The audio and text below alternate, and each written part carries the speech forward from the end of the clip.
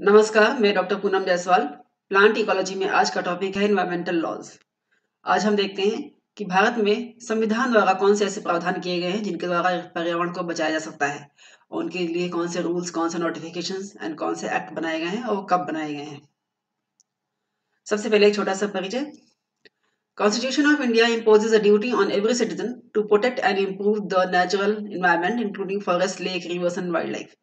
ये भारत के संविधान द्वारा ये ड्यूटी बनाई गई एक तरह से कि जो नेचुरल इन्वायरमेंट है हमारा, जिसमें forest, lake, river, wild life सभी कुछ आते हैं, इनको बचाया जाए और उसकी क्वालिटी को इम्प्रूव किया जाए। और इस हिसाब से जैसे कि संविधान में एक दो प्रावधान किए गए हैं, दो भाग हैं इसके। Directive principles of state policy और दूसरा फंडामेंटल राइट्स। तो ये दो दो जो भाग हैं, इनमें भी इस चीज को, एनवायरमेंट के प्रोटेक्शन को डाला गया है और एक तरह से कर्तव्य बनाया गया है ये एवरी सिटीजन के लिए कि वो पर्यावरण को बचाना सभी की जिम्मेदारी है। इसी क्रम में department of environment was established in India in 1980। 1980 में डिपार्टमेंट ऑफ एनवायरनमेंट की स्थापना की गई और जिसका कार्य था एक तरह से हेल्दी एनवायरनमेंट को इंश्योर करना, सुनिश्चित करना। उसके बाद में इसी विभाग को, डिपार्टमेंट ऑफ एनवायरनमेंट को 1985 में ministry of environment and forest के नाम से एक अलग मिनिस्ट्री, मंत्रालय बना दिया गया। जो भी कॉन्स्टिट्यूशनल प्रोविजंस हैं, संवैधानिक जो नियम हैं, उनके अनुसार बहुत सारे लॉज बनाए गए, जैसे एक्ट के फॉर्म में, रूल्स के फॉर्म में एंड नोटिफिकेशन के फॉर्म में। इन्हीं को हम आगे करके एक एक करके देखते हैं। The EPA, environment protection act 1986, ये सबसे बड़ा एक तरह से कानून है पर्यावरण से संबंधित। And it came into force soon after the Bhopal gas tragedy. Bhopal gas tragedy तो है दिसंबर 1984 में हुई थी। उसके बाद इसके एक महत्व पहचाना गया इस चीज को कि हमारे पर्यावरण को बचाने के लिए एक ठोस, एक कठोर कानून होना चाहिए और उसी के साथ ही इसकी स्थापना की गई 1986 में। और it is considered umbrella legislation, एक तरह से बहुत बड़ा लॉ है ये। It infills many gaps in the existing law. जो पहले से एग्जिस्ट कर रहे थे लॉ, जो पहले से उपस्थित थे, उसमें जो कमियां रह गई थी उनको दूर करने के लिए इसको, इस लॉ को लागू किया गया था। A large number of laws came into existence as the problem began arising. जैसे जैसे छोटी छोटी घटनाएं होने लगी, एक एक चीज की कमियां हमें मालूम होती गई, उसके हिसाब से बार बार उस लॉ को अमेंड किए गए या फिर कुछ नए लॉ बनाए गए। उसका एक एग्जांपल है handling and management of hazardous waste, rules in 1989। बहुत सारे हैजार्डस वेस्ट होते हैं जो नुकसान पहुंचाते हैं, उनके मैनेजमेंट के लिए एक रूल बनाया गया, वो 1989 में इम्प्लीमेंट किया गया। तो हम तीन कैटेगरी में लॉ को पढ़ते हैं। एक तो जनरल लॉ जो होते हैं उनको, एक सामान्य जो एक वाइड लॉ होते हैं, दूसरा वाटर पोल्यूशन को रोकने के लिए एंड एयर पोल्यूशन को रोकने के लिए। तो इन सभी कैटेगरीज के अंतर्गत हम अलग अलग इनको देखते हैं। सबसे पहले जनरल लॉ। इसमें 1986 में जो लागू की गई, that was environment protection act and it authorises the central government to protect and improve environmental quality, control and reduce pollution from all sources. जितने भी संसाधन हैं हमारे पास पोल्यूशन क्रिएट करने के, उनके द्वारा जो पोल्यूशन क्रिएट किया जाता है उसको रोकने के लिए, चेक करने के लिए, कम करने के लिए और एनवायरमेंट की क्वालिटी को इम्प्रूव करने के लिए एनवायरमेंट प्रोटेक्शन एक्ट 1986 में लागू किया गया। एंड इट प्रोहिबिट्स और रेस्ट्रिक्ट द सेटिंग और operation of any industrial facility on environmental ground. पर्यावरण के आधार पर अगर कोई इंडस्ट्री ऐसी है जो पर्यावरण को नुकसान पहुंचाती है तो उसको रोका जा सकता है इस प्रावधान के अनुसार। और इसी की पालना के लिए 1996 में एनवायरमेंटल प्रोटेक्शन रूल्स बनाए गए, नियम बनाए गए। एक्ट तो है कानून, और रूल्स होता है उस कानून की पालना हेतु जो नियम बनाए जाते हैं, that are rules. And these rules lay down procedures for setting standard for emission or discharge of environmental pollutant। जो इंडस्ट्रीज के द्वारा environmental pollutant डिस्चार्ज किए जाते हैं, इमिट किए जाते हैं, उनके लिए कुछ स्टैंडर्ड फिक्स किए गए 1986 के एनवायरमेंट प्रोटेक्शन रूल्स के द्वारा। इसी तरह 1989 में manufacture, storage and import of hazards rules, ये डिफाइन किया गया। इसके अनुसार जिम्मेदारी तय की गई कि कम से कम एक बार उस इंडस्ट्रियल जो है प्रेमाइसिस, उसकी विजिट की जाएगी। जैसे कि हैजार्डस केमिकल है, कोई नुकसानदेह केमिकल्स हैं, एंड स्टोरेज फैसिलिटीज जो उनकी है उनको ठीक से, जो रूल्स बनाए गए हैं पहले से उनकी तरह से, उसके अकॉर्डिंग, उसको अनुसार उसको रखा जा रहा है कि नहीं। The objective of hazardous waste management and handling rules is to control the generation, collection, treatment, import, storage and handling of hazardous waste। और इसके जिसका ऑब्जेक्टिव, उद्देश्य यही था कि जो भी हजार्डस वेस्ट निकलते हैं इंडस्ट्रीज में उसके कंट्रोल जनरेशन हो, कलेक्शन कैसे किया जाता है, ट्रीटमेंट, इंपोर्ट एंड स्टोरेज इत्यादि कैसे की जाती है। 1989 में ही manufacture, use, import, export and storage of hazardous microbes, micro organisms, genetically engineered organisms या फिर सेल रूल बनाए गए। और इसके अकॉर्डिंग जो हार्मफुल माइक्रोब्स होते हैं या जेनेटिकली जीन टेक्नोलॉजी के द्वारा जो माइक्रोब जनरेट किए जाते हैं उनका पर्यावरण पे क्या प्रभाव है उसको रेगुलेट करने के लिए, उसको मॉनिटर करने के लिए ये नियम बनाया गया। इस तरह 1991 में public liability insurance act and rules, और इस रूल को अमेंड किया गया 1992 में। 1991 में 3 नियम बनाए गए, public liability insurance act and rules भी बनाए गए इसके अकॉर्डिंग ही, इसके लिए। उसके बाद इसको 1992 में अमेंड किया गया, मतलब सुधार किया गया उसमें। And it was drawn to provide for public liability insurance for the purpose of providing immediate relief to the person affected by accidents while handling any hazardous substance। कोई भी जैसे इंडस्ट्रीज में जो hazardous substance होते हैं उनकी handling में अगर कोई एक्सीडेंट होता है तो उस व्यक्ति को उसका पूरा भुगतान किया जाए, उसका मुआवजा दिया जाए या फिर उसको रिलीफ दी जाए किसी तरह से, इसके लिए प्रावधान किए गए। 1995 में नेशनल एनवायरमेंट ट्रिब्यूनल एक्ट बनाया गया और इसका कार्य क्या था, created to award compensation for damage to person, property and environment. अगर कोई इंडस्ट्री जो है वो एस्टेब्लिश की जाती है तो उसके द्वारा जो होने वाला डैमेज है वो व्यक्ति को भी हो सकता है, प्रॉपर्टी का भी हो सकता है या फिर पर्यावरण को भी हो सकता है सीधा। तो इसकी भरपाई के लिए इसके लिए 1995 में नेशनल एनवायरमेंट ट्रिब्यूनल एक्ट बनाया गया। इसी तरह 1997 में national environment appellate authority act बनाया गया। इसके अनुसार जैसे कि यहाँ पर कोई व्यक्ति कहता है कि मेरे को पर्यावरण से यहाँ पर इंडस्ट्री लगाई गई है, उसके पर्यावरण पर नुकसान है, उससे मेरे प्रॉपर्टी नुकसान हो रही है, मेरा खुद का नुकसान हो रहा है, तो उसके सेफगार्ड के लिए, उसके राइट्स के सेफगार्ड के लिए 1995 में ये नेशनल एनवायरमेंटल ट्रिब्यूनल एक्ट बनाया गया। तो जो इंडस्ट्रीज है वो भी तो कहीं अपनी बात रखेंगी, उसके लिए ये नियम बनाए गए नेशनल एनवायरमेंटल अपीलेट अथॉरिटी की, वो इंडस्ट्रीज वहां पर अपील कर सकती है और अपनी बात रख सकती है with respect to restrictions of areas in which classes of industries etc. are carried out or prescribed subject to certain safeguards under EPA Environmental Protection Act के अंतर्गत वो अपनी बात रख सकती है, एक तरह से एक सफाई दे सकती है अपनी कि हम जो कर रहे हैं उसका क्या इम्पैक्ट होगा और डैमेज हो रहा है कि नहीं हो रहा, उसकी अपनी बात रखने के लिए। 1998 में biomedical waste management and handling rule बनाया गया। It is a legal binding on the health care institutions.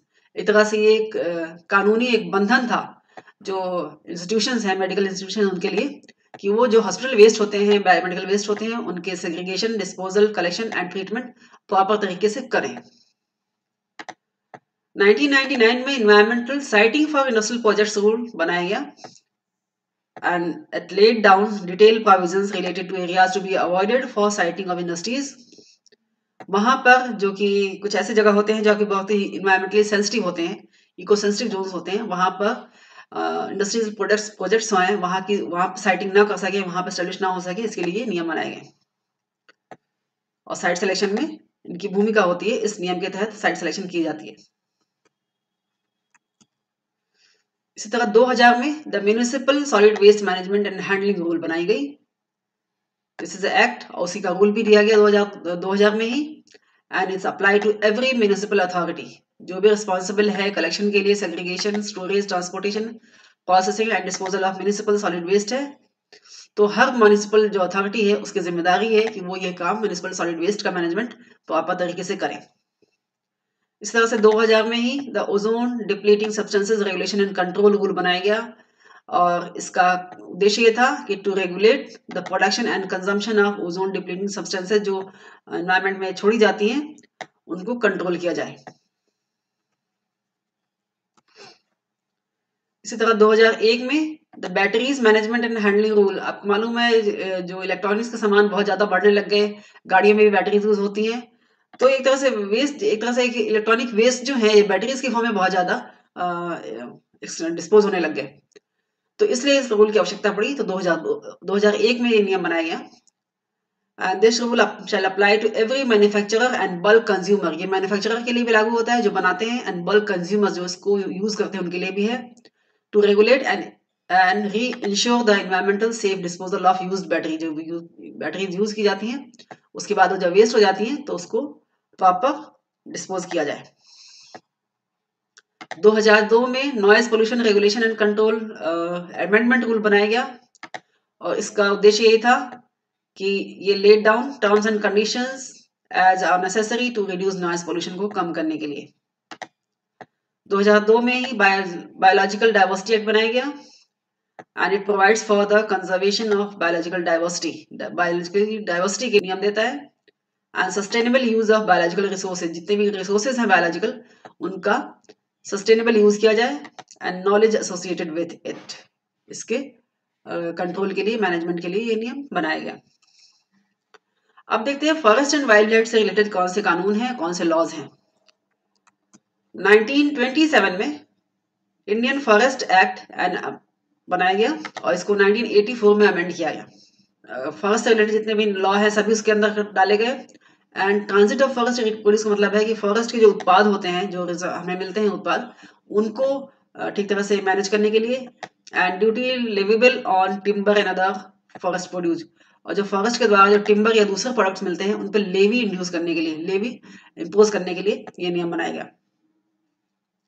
इसी तरह 1972 में वाइल्ड लाइफ प्रोटेक्शन एक्ट बनाया गया, उसके नियम दिए गए 1973 में और उसको अमेंड किया गया 1991 में। वाइल्ड लाइफ प्रोटेक्शन एक्ट को अमेंड किया गया 1991 में and it provides for the protection of birds, animals. जो वाइल्ड लाइफ के जो एनिमल्स एंड बर्ड्स होते हैं और उनके हैबिटेट जो होते हैं जहां वो रहते हैं, निवास करते हैं, and water hole on the forest that sustain them. और वाटर बॉडी जो होती है फॉरेस्ट के अंदर जहां पर वो निर्भर होते हैं उनको प्रोटेक्ट करने के लिए। 1980 में the forest conservation act and rule बनाए गए इसके 1981 में and it provides for the protection of and conservation of the forest. जंगलों को बचाने के लिए, उनको कंजर्व करने के लिए ये नियम बनाया गया 1980 में। अब वाटर को मैनेज करने के लिए कौन कौन से कानून बनाए गए। 1956 में सबसे पहले द रिवर बोर्ड एक्ट बनाया गया। इसका कार्य क्या था? It enables the state to enrol the central government in setting up an advisory river board. Central government ने ये प्रोविजन किया, लॉ के द्वारा ये प्रोविजन किया गया कि जो स्टेट है, सभी राज्य हैं, वो सेंट्रल गवर्नमेंट को भी उसमें शामिल करें और अपना स्टेट रिवर एडवाइजरी बोर्ड बनाए, और जिससे कि जो इंटर स्टेट, दो स्टेट के बीच में जो वाटर को लेके जो कॉन्फ्लिक्ट्स होते हैं, जो विवाद होता है, उसको सुलझाया जा सके। इस तरह 1970 में मर्चेंट शिपिंग एक्ट बनाई गई और इसका एम ये था कि the deals with waste arising from ship along the coastal areas. जो शिप होते हैं कोस्टल एरियाज में बहुत सारे पोल्यूशन फैलाते हैं, उसको कंट्रोल किया जाए और एक सर्टेन रेडियस तक, समुद्र में कुछ दूरी तक, वो जो इसके नियम के, जो इसके अकॉर्डिंग जो नियम दिए गए 1970 के नियम के द्वारा, उसको फॉलो करें। इस तरह 1974 में the water prevention and control of pollution act ये दिया गया and it establishes an institutional structure for preventing and abating water pollution. Water pollution को कंट्रोल करने के लिए, रोकने के लिए एक इंस्टीट्यूशनल स्ट्रक्चर के फॉर्म में इसको बनाया गया, ये दिया गया। और ये जो कॉन्स्टिट्यूशनल स्ट्रक्चर क्या था, वो इसमें सबसे पहले CPCB central pollution control board की स्थापना की गई इस एक्ट के अनुसार and it establishes standard for water quality के स्टैंडर्ड तय किए गए और जो फ्लुएंट इंडस्ट्रियल फ्लुएंट्स होते हैं उनके स्टैंडर्ड तय किए गए and polluting industries must seek permission to discharge water into effluent bodies. और जो पोल्यूशन, ये CPCB जो है, ये मॉनिटर करता है इस चीज को कि जो इंडस्ट्रीज हैं जो एफ्लुएंट अपना नदियों में डालती हैं या वाटर बॉडीज में डालती हैं, उसकी जो स्टैंडर्ड है उससे डाइवर्ट ना हो सके, वो पर्टिकुलर स्टैंडर्ड को फॉलो करते हुए ही डाले जाए। इसी तरह 1977 में the water prevention and control of pollution cess act. Cess मतलब होता है अधिभार, एक तरह से एक चार्ज लगाना कि आप जो रिसोर्सेज आप यूज कर रहे हैं उसके लिए कुछ अलग से चार्ज पे करें। And it provides for the levy and collection of cess और fee on water consuming industry. जो इंडस्ट्रीज ऐसी हैं जो वाटर कंज्यूम करती हैं उनके ऊपर एक तरह से फीस लगाई गई, उसके ऊपर सेस लगाया गया एंड द लोकल अथॉरिटीज है उनके ऊपर भी लगाई गई जो वाटर को यूज करती हैं। सो 1978 में water prevention and control of pollution cess rule भी बनाए गए। इसको एक तरह से जो एक्ट था 77 का, उसको फॉलो करने के लिए कुछ नियम बनाए गए 78 में। इस 1991 में एक नोटिफिकेशन जारी किया गया, कोस्टल रेगुलेशन जोन नोटिफिकेशन। और ये जो नदियों के किनारे की तरफ बहुत सारे समुद्र के किनारे की तरफ जो बहुत सारी दूसरी एक्टिविटीज होती हैं, जैसे कि कंस्ट्रक्शन एंड होटल ऑपरेट करना, ये सभी जो इसको रेगुलेट करने के लिए ये कुछ नियम बनाए गए। And it gives some protection to the back waters and estuaries. जो ईस्टरीज होती हैं, बैक वाटर्स होती है, ज्यादातर बैक वाटर्स आपने देखा होगा केरला में होती हैं, इसको प्रोटेक्ट करने के लिए, इनको बचाए रखने के लिए। इसी तरह एयर पोल्यूशन को कंट्रोल करने के लिए भी कुछ नियम बनाए गए, कुछ लॉ बनाए गए। उसमें से मुख्यतः 1948 में बनाया गया था फैक्ट्रीज एक्ट, और जिसको अमेंड किया गया 1987 में। और एक तरह से ये पहली बार ऐसी कोशिश की गई कि जो वर्कर्स काम करते हैं फैक्ट्रीज में, वो किस तरह की एयर उनको मिलती है, किस तरह का एटमॉस्फेयर मिलता है, उसको रेगुलेट करने के लिए। The amendment of 1987 has sharpen it's environmental focus.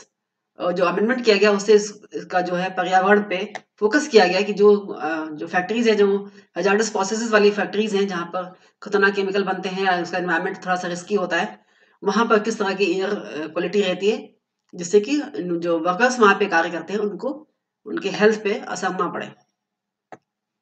इस तरह 1981 में the air prevention and control of pollution act बनाई गई, and it provides for control and abatement of air pollution. Air pollution को कंट्रोल करने के लिए, चेक करने के लिए, रोकने के लिए बनाई गई। और उसमें खास बात ये थी, it entrust the power of the enforcing this act to CPCB। और एक तरह से CPCB को ये राइट दे दी गई, एक पावर दे दिया गया कि एयर क्वालिटी को कंट्रोल भी आप कर सकते हो। जैसे पहले था वाटर क्वालिटी को कंट्रोल करने के लिए बनाई गई थी, बाद में एयर क्वालिटी को कंट्रोल करने के लिए भी की पावर भी है, वो CPCB को दे दी गई। उसके बाद आता है 1982 में air prevention and control of pollution rules बनाए गए। और ये नियम क्या कहते थे? Defines the procedure of meetings of the boards and powers interested to them. जो कि CPCB के जो मेंबर्स थे, उसके बोर्ड की स्थापना की गई, उसको पावर दी गई कि वो क्या क्या काम कर सकते हैं एयर पोल्यूशन को कंट्रोल करने के लिए। 1982 में एटॉमिक एनर्जी एक्ट बनाया गया, जो रेडियो एक्टिव वेस्ट को कंट्रोल करता था। 1987 में the air prevention and control of pollution amend की गई, मतलब सुधार किया गया पुराने कानून में। And it empowers the central and state pollution control board to meet with grave emergencies of air pollution। Air pollution अत्यधिक हो जाए, कोई इमरजेंसी आ जाए, तो उसको कंट्रोल करने के लिए, मैनेज करने के लिए वो दोनों को पावर दी गई, सेंट्रल पोल्यूशन कंट्रोल बोर्ड को, स्टेट पोल्यूशन कंट्रोल बोर्ड को। 1988 में द मोटर व्हीकल एक्ट लाई गई, और वो क्या कहती थी? That all the hazardous waste is to be properly packaged, labels and transported. जो भी हैजार्डस वेस्ट होते हैं इंडस्ट्रीज के, उसको पैकेजिंग, उनकी लेबलिंग और उसका ट्रांसपोर्टेशन है वो प्रॉपर तरीके से हो, जिससे कि उसका लीकेज या स्पिलेज ना होने पाए कहीं रास्ते में। धन्यवाद। इन्वायरमेंटल पोल्यूशन के हम आगे की सीरीज में इन्वायरमेंटल एथिक्स के बारे में देखेंगे। धन्यवाद।